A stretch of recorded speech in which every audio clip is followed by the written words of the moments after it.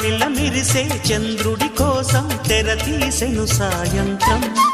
జోలగా లాలించగా నీ నీడ దొరికింది, కమ్మగా కలలీయగా నీ తోడు నాకుంది.